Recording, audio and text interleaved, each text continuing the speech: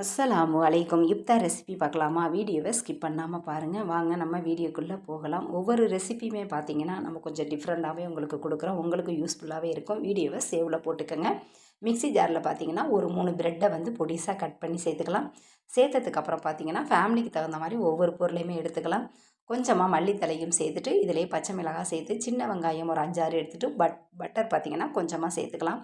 சேர்த்துட்டு க்ளீன் பண்ணி எடுத்து வச்சுருக்க சிக்கனையும் சேர்த்துட்டு தேவைக்கேற்ற உப்பும் சேர்த்ததுக்கப்புறம் மிளகுத்தூள், மிளகாய்த்தூள், ஜீரகத்தூள், அதிலே கொஞ்சமாக பார்த்திங்கன்னா மல்லித்தூளும் சேர்த்துட்டு நல்லா நைஸாக நம்ம அரைச்சி எடுத்துக்கலாம். அரைச்சி எடுத்ததுக்கப்புறம் இதை பார்த்திங்கன்னா நமக்கு பிடிச்ச மாதிரி என்ன மாதிரி ரெடி பண்ணிக்கணுமோ அந்த மாதிரி ரெடி பண்ணிக்கலாம். உள்ளங்கையில் கொஞ்சமாக ஆயிலும் சேர்த்துட்டு நான் வந்து ரெடி பண்ணிக்கிட்டேன். இது ரெடி பண்ணிவிட்டு 1 ஹவர் பார்த்திங்கன்னா ஃப்ரிட்ஜில் வந்து நம்ம அப்படியே வச்சிடணும். ஃப்ரிட்ஜரில் வைக்கக்கூடாது, ஃப்ரிட்ஜில் தான் வைக்கணும்.